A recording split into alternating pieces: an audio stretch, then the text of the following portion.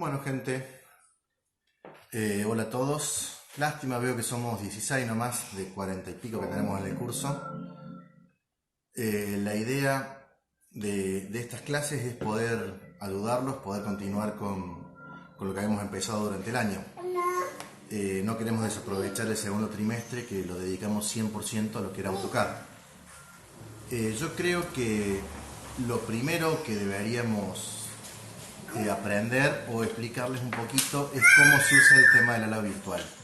Van a escuchar por ahí cada tanto los gritos del Tiago y conmigo que anda acá jugando al lado.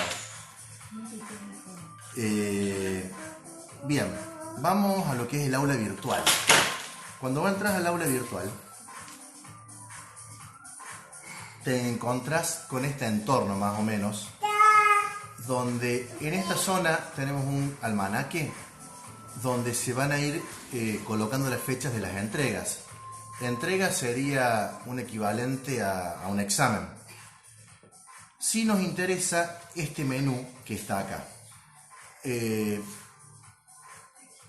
Claro, esta que estás viendo acá, esta imagen pertenece a una computadora. En el celular es más o menos similar, donde el menú lo tenés al medio y no tenés todo a la vista, pero los iconos, los dibujitos o los nombres son más o menos lo mismo. Lo que nos interesa a nosotros, si te fijas acá, está la parte de actividades. Ahí es donde vos debes entrar para poder entregar todos los trabajos. Realmente no puedo mostrarte cómo se ve, pero ingresando ahí vas a tener las distintas opciones de cada una de las actividades para que vos la entregues. Yo te invito a que cuando comencemos a trabajar en el aula virtual, por lo menos 1 o 2 veces por día entres al aula para poder ir chequeando las correcciones que el profe te va haciendo, si te corrigió o no te corrigió, te hizo alguna devolución. Sepamos que ustedes son 45 trabajos que yo debo corregir, yo soy uno solo.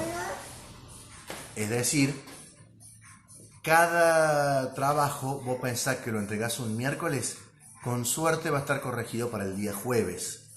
Es decir, que cuando hagamos preguntas, hagamos planteos o entreguemos prácticos, siempre es de un día para otro como mínimo.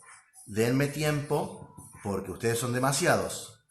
Por otro lado, el entorno de Belia, esta aula virtual, está súper saturada, se ha desbordado con esto que estamos viviendo, por lo cual yo los invito a que cuando naveguen o hagan las entregas, por ahí sean en horarios no comerciales o horarios no pico. Yo hoy a la siesta estuve navegando, se puede navegarlo más bien. También me han comentado que por la madrugada se navega perfectamente el aula, no se cuelga, no se traba. Bueno, yo creo que ustedes lo van a ir viendo y lo van a ir conociendo. Acá arriba verán, aparece una zona de mensajes. Esta zona de mensajes son los mensajes que nos vamos pasando, ustedes a mí, yo a ustedes, si queremos escribirnos algo en especial. Y tenemos una zona que no la estoy viendo, acá, la zona de foro. Esta zona de foros va a ser un lugar donde va a haber destinado un foro. Un foro es, llamémoslo, un lugar grupal donde todos preguntan, escriben cosas y todos podemos responder. Lo vamos a dedicar a cada entrega, vamos a abrir un foro especial para que todos pregunten ahí y todos respondamos. ¿Cuál es el objetivo de esto? Que yo responda a un alumno y el resto pueda ver, porque muchas veces todos tenemos la misma duda. De lo contrario, yo tengo que responder 45 veces la misma pregunta. Yo los invito a que también, cuando entren, se den una vuelta por el foro antes de hacer preguntas, porque probablemente ya alguien lo preguntó y ahí fue contestado. Esto, en definitiva, es el entorno de tu aula. Es bastante simple, bastante sencillo. Si estás viendo esto y todavía no te diste de alta, hacelo. Cualquier cosa yo estoy para ayudarte. Pero la intención es que todas las entregas las vamos a manejar por acá. Yo voy a poner un día y unos horarios para la entrega. No podés entregar antes o no podés entregar después de ese día. ¿Queda claro? O sea, vamos a destinar un tiempo exclusivamente para que se entregue. Y deben cumplirlo sobre todo con el horario, chicos. No se excedan porque se cierra la parte de la entrega de las actividades y se van a quedar sin poder entregarla. Bien, sin dar más preámbulos, vamos directamente a la materia nuestra. Vamos a hacer un pequeñísimo teórico a modo de repaso de lo que hemos visto y lo que nos resta por ver.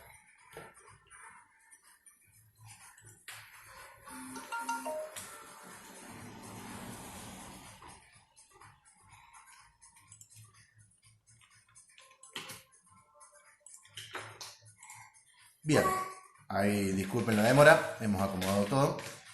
Habíamos visto los tipos de distancias, donde teníamos por un lado lo que era la distancia natural o real, teníamos otro tipo de distancia que era la geométrica, y teníamos una tercera distancia que era la distancia topográfica. Nosotros tenemos que aprender a medir o a calcular las tres distancias, la real, la geométrica y la topográfica. A lo largo del curso y con las prácticas aprenderemos cómo hacerlo. Por otro lado, aprendimos que la topografía se divide en dos partes, una planimetría y una altimetría. Habíamos dicho que la planimetría considera el relieve del terreno sobre un plano horizontal imaginario. Es decir, el relieve que puede tener este terreno lo vamos a ver dibujado sobre un plano horizontal. Por otro lado tenemos lo que es la altimetría. La altimetría va a determinar o va a representar cada punto de relieve sobre un plano horizontal o un plano de referencia. ¿Qué es eso? Nosotros vamos a dibujar un plano horizontal, esta línea de puntos. Imaginariamente dibujamos esa línea y vamos a marcar cada una de las medidas en relación a esa línea. Eso es lo que llamamos altimetría. Por otro lado, ya tema nuevo, lo que es replanteo y lo que es relevamiento. A ustedes se les pidió en la actividad de los primeros 15 días que hagan un relevamiento del patio de la casa de cada uno de ustedes. Algunos me preguntaron, profe, ¿qué es relevar? ¿Qué es un relevamiento? Bien, relevamiento, la imagen que vemos acá abajo, es justamente el ir a un lugar, en nuestro caso sería un terreno, un sitio, y tomar medidas. Relevamos estas medidas. Vamos viendo largos, anchos, desniveles, anotando, acá hay un pozo, un poste de luz, un árbol, qué tipo de árbol. Vamos tomando todos estos datos y los anotamos en un papel. Eso es lo que llamamos relevar. Lo podemos hacer con una casa, vamos midiendo el tamaño de cada una de las piezas, ventanas, puertas. Le agradecería a los alumnos que no escriban, porque estamos en un vivo, no puedo responderles. Por otro lado, tenemos lo que es el replanteo. El replanteo es lo opuesto al relevamiento. Es decir, yo tengo todas las medidas ya en una hoja y voy a trasladarlas al terreno. Yo tendré ángulos de 90 grados, tendré distintos lugares donde irán paredes, habitaciones, y yo paso esas medidas que tengo en un papel, un plano, las dibujo o las paso al terreno. Ahí tenemos la diferencia entre replanteo y relevamiento. A ustedes lo que se les pidió es que hagan un relevamiento del patio de su casa, es decir, que puedan dibujar un plano en escala con todas las medidas del patio indicando todo lo que tiene. Bien, vamos a introducirnos en lo que es la unidad número 2, que son los instrumentos simples de medición. Uno de los primeros instrumentos que tenemos, el más común, son los pasos. Es común que nosotros, cuando vayamos a un terreno, la primera aproximación que hagamos sea no con una cinta métrica, sino caminando, el tranquear un terreno, que es lo que habitualmente decimos. Es como para aproximar las medidas, para saber si el terreno es cuadrado, es rectangular, más o menos si hablamos de 10 metros, 15 metros, 18 metros. Es muy impreciso esta forma de medir, pero nos orienta mucho. ¿Qué es lo que pedimos nosotros en esta materia? Que aprendamos a patronar el paso. ¿Qué es patronar el paso? Saber más o menos cuánto mide un paso nuestro. Observemos este dibujo donde el paso arranca aquí, termina allí en la punta de cada uno de los pies, pero generalmente no mide 1 metro. Todo va a depender del largo de piernas que tengamos, de la altura. Ese paso vos tenés que medirlo. Camina naturalmente y podés medir cuánto es ese paso. Hay una técnica para hacerla. Seguramente cuando volvamos a actividad en el colegio la realizaremos. Por lo pronto sabe que una de las formas de medir es caminando un terreno. Otro instrumento para medir, instrumento sencillo de medición, es lo que se conoce con el nombre de odómetro. A lo mejor alguna vez en la ciudad viste a unos guasolis parados en las esquinas, suelen andar de 2 de 3, con un aparatito muy similar al de la foto, que en definitiva es una ruedita que uno la apoya en el piso, va girando y esa ruedita va marcando distancias. Esto se utiliza para medidas bastante largas, 100, 200, 1000 metros, 5000 metros, que con una cinta métrica por ahí se complica. ¿Es impreciso? Y sí, en distancias pequeñas es impreciso. En distancias largas, la imprecisión que tiene como que se desprecia, digamos. Otro instrumento para medir que utilizamos es la plomada. Ya muchos la han usado con Mariano Fusco, con la Ceci Sabaini tengo entendido que también la suelen usar. La plomada consta de una pesa y un cuadradito de referencia. La pesa suele ser de bronce o metálica, es cónica y está suspendida por un hilo. ¿Para qué sirve la plomada? La plomada sirve para asegurarnos que las cosas sean verticales, que estén a plomo. La usamos en la obra para una pared, para los ladrillos, los revoques, pero en topografía la usamos para muchas cuestiones más, que necesitamos asegurarnos que las cosas estén verticales. Otro elemento es el nivel de mano, que en definitiva no es otra cosa que un trozo recto como una regla de metal, de madera, el cual posee un nivel de burbuja. El nivel de burbuja es ese tubito con una burbujita adentro, ese tubito con un líquido de color. Esto nos indica también, se utiliza para saber si las cosas están realmente horizontales o no. Suelen usarse para ver si están verticales también, pero fue creado, se usa principalmente para ver que las cosas sean horizontales o estén alineadas.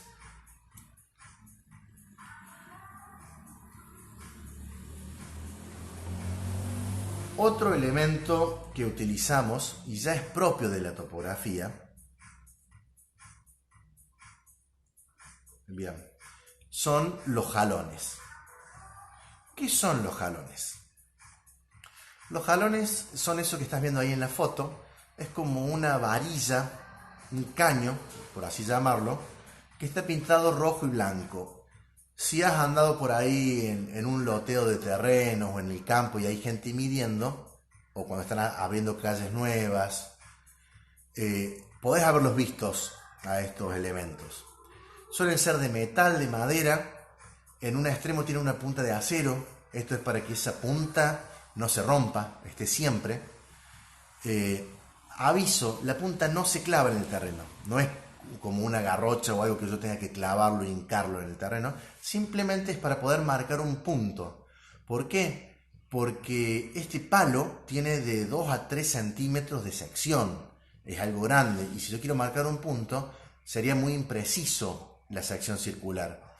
Entonces tiene esa punta para ser bien preciso de dónde lo ubico. El palo este de madera o de metal puede ser cilíndrico o con una sección octogonal, lo más parecido a un cilindro. ¿Por qué así y no cuadrado?